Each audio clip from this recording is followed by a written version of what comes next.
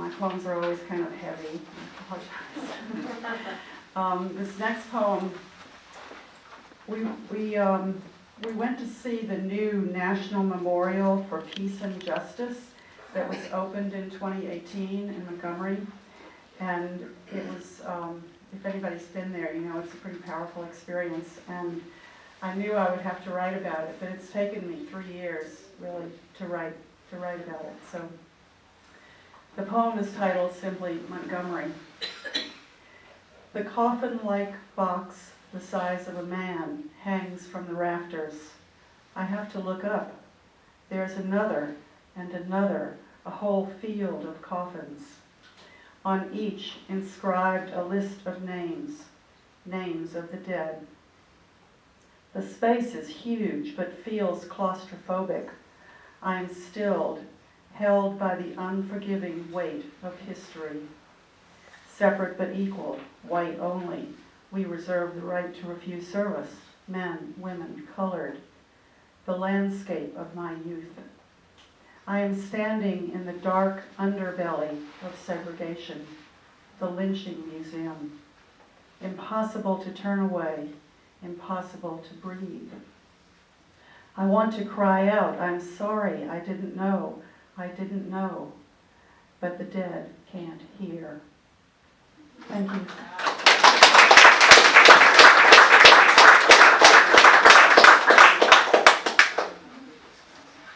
Brodie.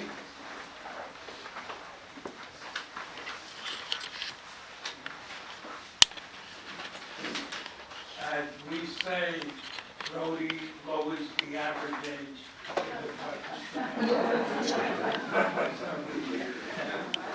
In fact, I'm very proud of.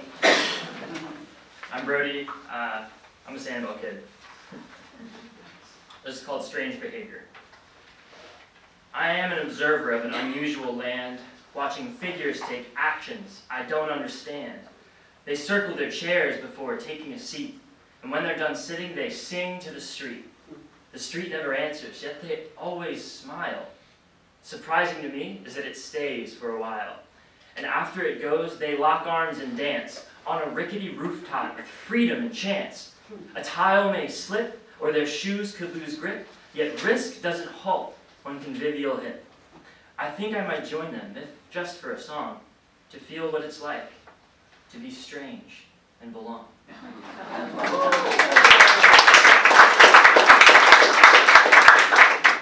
Thank you. This one's called Time Loop. Picture a loop made of conscious thought. One edge weaves through my head, the other passes through the past to remember where I've tread. The loop expands and contracts its line as I scour memories from a fuzzier time, stretching out through childhood scenes to study the ripples of pebbles in me. To pull the loop taut to my mind's outer reach takes straining and focus to look clear at each formative moment I did not understand when I was just a kid being led by the hand. The loop is a circuit. I surge there and back. A circular railway, I train on its track.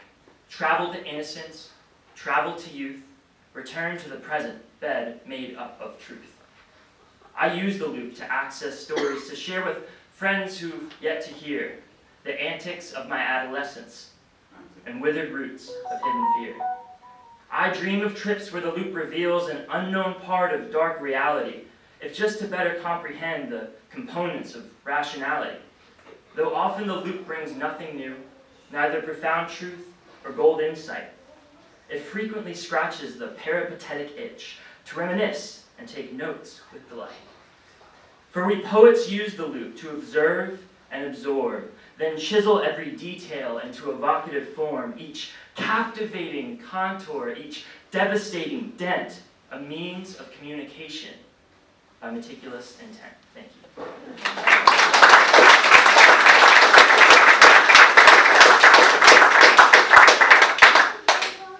This is called A Songbird Sung Sweetly, and it was about the first time I was at a concert after COVID, at the return of that.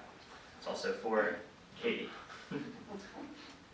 Soaking in the scarlet light of the music venue, surrounded by stickers and tags and scribbles, I saw string lights like underground chandeliers draped across the grungy basement ceiling, covering a cast of strangers in their glow.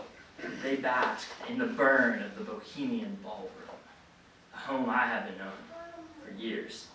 Church pew against the back wall by the bar, song lyrics like liturgy sung in unison. I am lost and found inside such holy moments, whole truths of the soul confessed and embraced, short stories shared of scars and scrapes, a congregation of courage and catharsis from bedroom journal to concert choir. I too aspire to be a conduit of connection. Sound waves soothing this weary wanderer, despite despair dashing through my heavy head like a kid, ding-dong ditching, then pitching a tent in the bog of my brain until the presence of prayer speaks strongly. Take your stakes elsewhere. You can't stay here, despair. There's someone I'm dreaming of as music and memories coalesce, who brings purest smiles to my face, causes my breathing to gentle its pace, and is one of the ways I experience grace. She's a tender tune for a tough time. Standing at a show, I shift stance, bobbing along with the band, imagining dancing with you, how we'd sway, like if they played our song and how we'd hum along, holding on sweetly, soft and slow, until the music takes us home, until the songbird sings a lullaby. Thank you.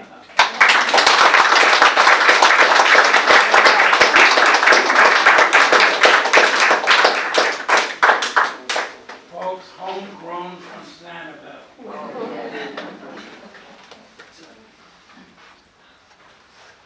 Carol? Hello, I'm Carol Drummond. So my first poem is in honor of Poetry Month, and it's about writing a poem, which was my title, Writing a Poem. And then someone told me that maybe I should title it Ars Poetica. But maybe not everyone knows what Ars Poetica is. So I decided to just call it Writing a Poem. The man on the radio talked about fishing for eels. It's not an image I wish to consider, yet the written word provokes its own energy. And the same man talked about bats flying overhead in the moonlight. Another image, yet not so disturbing. Moonlight softens everything. As fishing for ideas can be difficult, eluding a great net cast wide, remember the instruction Jesus gave his disciples about the other side of the boat. So listen to the sound and rhythm of fishing and flying. See the old man cast his line as it loops and furls in song into the consolation of a river. Step into moonlight, see one new thing. Find fireflies and constellations, and overhead a sky streaked with a procession of clouds, filled with a rhythm of wings and night flight calls of sparrows and orioles, and the song of the nightingale.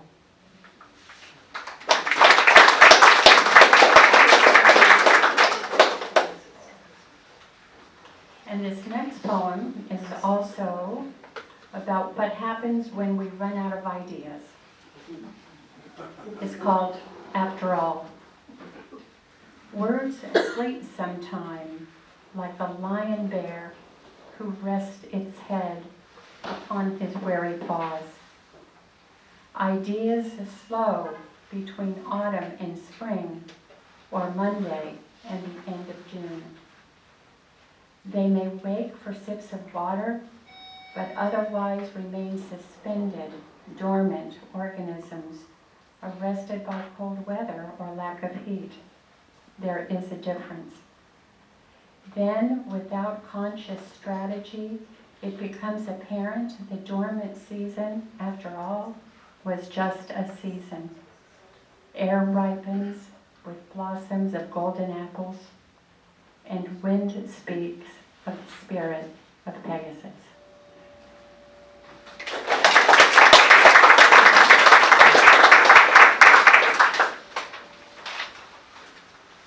Cindy Greco here.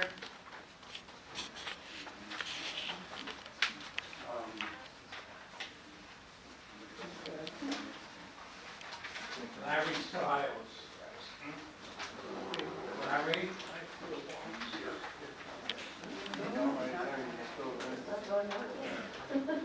Hi, I'm Larry Stiles. I'm very, very pleased to be emerging from my COVID cave for 2 years. This first poem is called S.N.T., and it is dedicated to Periwinkle, and I think it needs no other explanation. It never fails. I get in my car, and regardless of where I started, I arrive in Sanibel an hour later.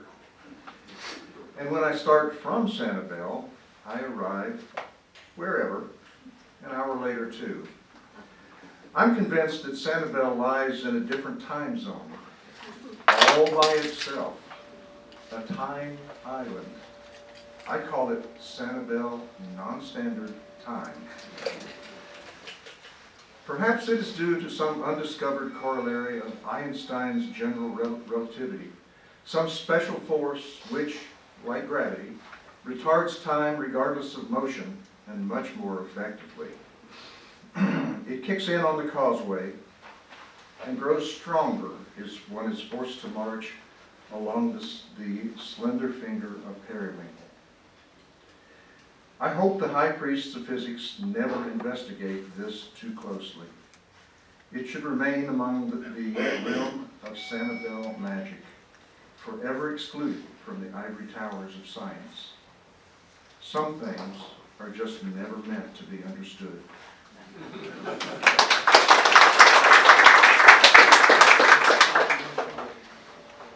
This second poem is entitled Little Women, and the only explanation I will offer is that it consists entirely of questions. 37 lines of questions.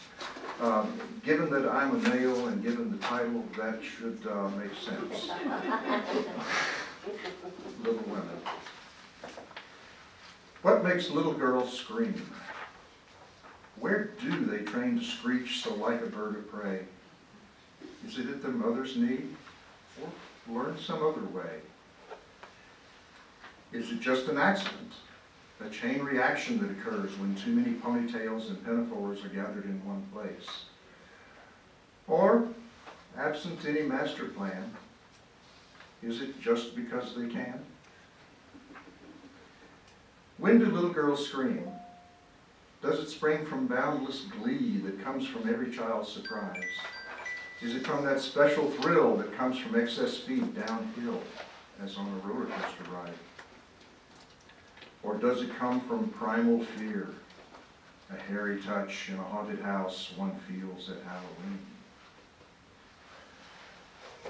Why do little girls scream? Might it be a practice for those later times in life when nothing else will do except to just release a squeal, like a meeting up with long-lost friends to celebrate a ring? Or holding tight an injured child who seems beyond the reach of earthly things, but then returns and smiles and squirms and softly tries to sing?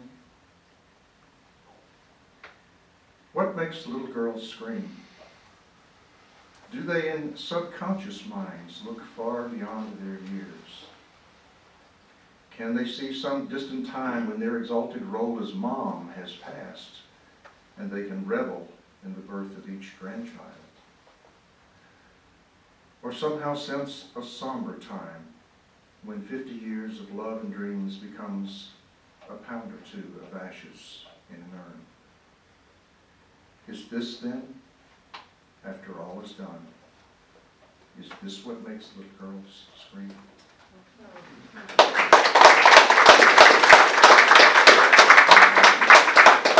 Congratulations, it's really well.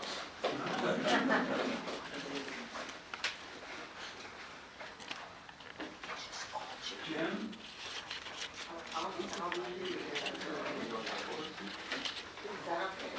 No, Jim Gustafson.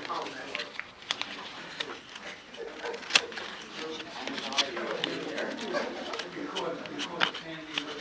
No, but Joe, Sandy is here now.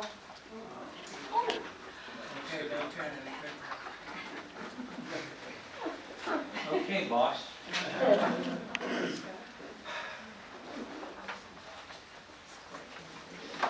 There's a poem, Robert Haas was the poet laureate in the mid-90s, and he was very kind to correspond with me on a project that I was working on.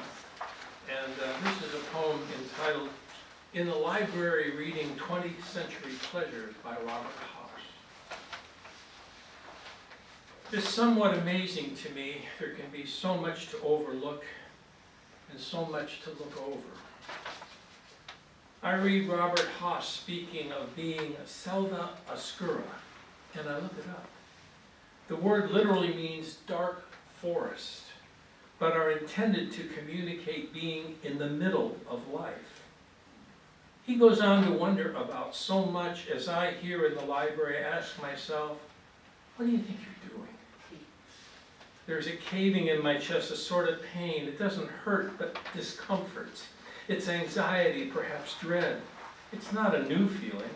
I awoke with it when I was very small, and even now it remains. In past years, it was the feeling, I'm sure, that would take me to the living room in the middle of the night with a tall tumbler of scotch while Connie and the girls slept. There would be a hue from the street lamp outside the front window. Shadows crawled across to the nightlight in the hall between my children's bedroom and the bathroom.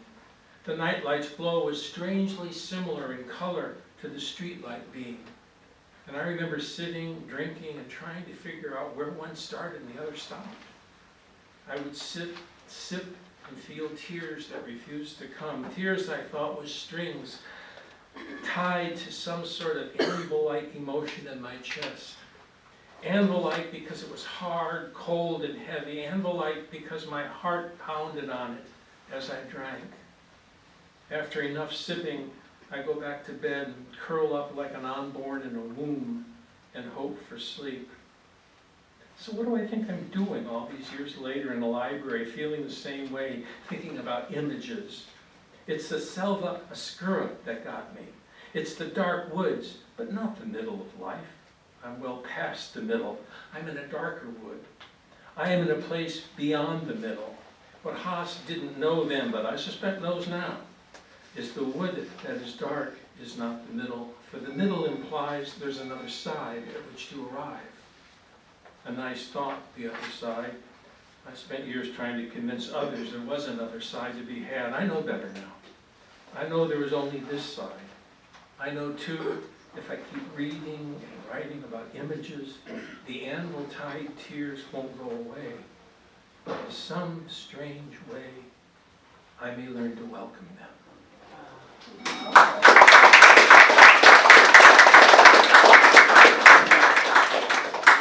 On a lighter note, Hey. this, some of you, all of you may know Dr. William Carlos Williams' poem. This is just to say. This poem is entitled Forbidden Fruit, with apologies to Dr. Williams. We rarely speak of plums anymore, though they still exist. When was the last time you said plum? You plumb forgot. There are things like plums that show up in old songs, stuff we know and understand but never see or eat, things so familiar we don't bother to visit, like relatives on the other coast with whom we pretend to be so close. Like so much and so many, plums are hardcore. One might even say the pits.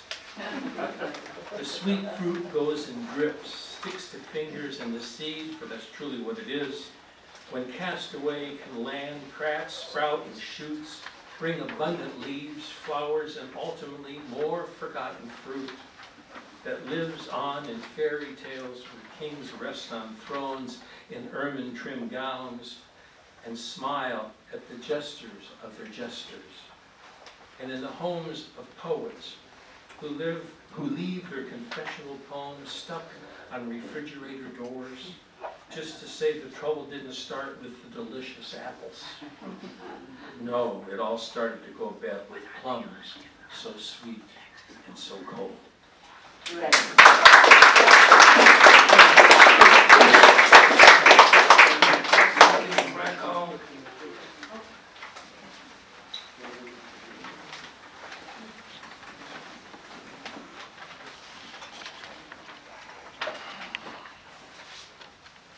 Hi, I'm Sandy Greco. Sorry, I had another commitment and said thank you, so I'm glad I got here. My first poem, hopefully you can relate to, it harks back to a time before in my life. Sandy, louder, please. Oh, sorry, I'm not at That's the mic. better. How many times? No longer children, they say it doesn't matter. How many times must they tell you until you understand it does? All those days and nights you weren't there can't be returned. Things said can't be forgotten. The feeling of abandonment never erased. It remains, like a mouth needing to be fed, like a thirst desperate to be quenched, like a trip wanting to be taken, like a child longing to be loved.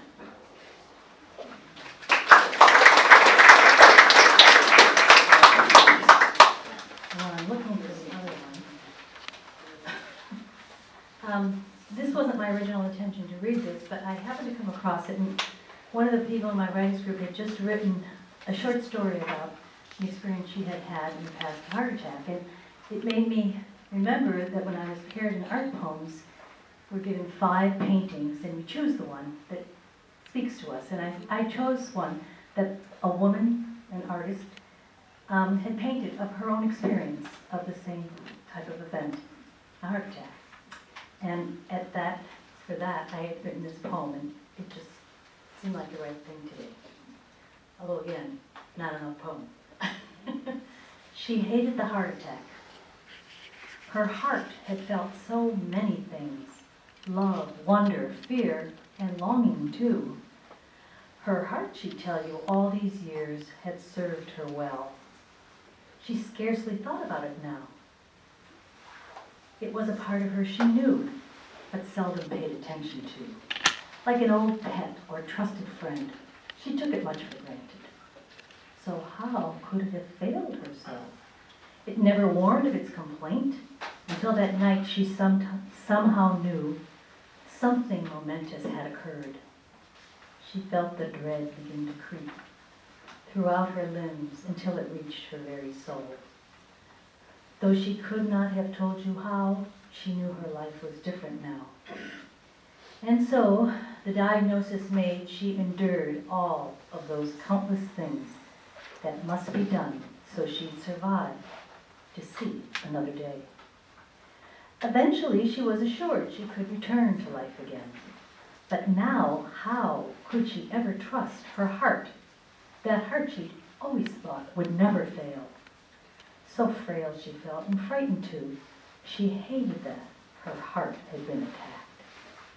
And with a sigh, reluctantly, she realized she now must face her own mortality. Thank you.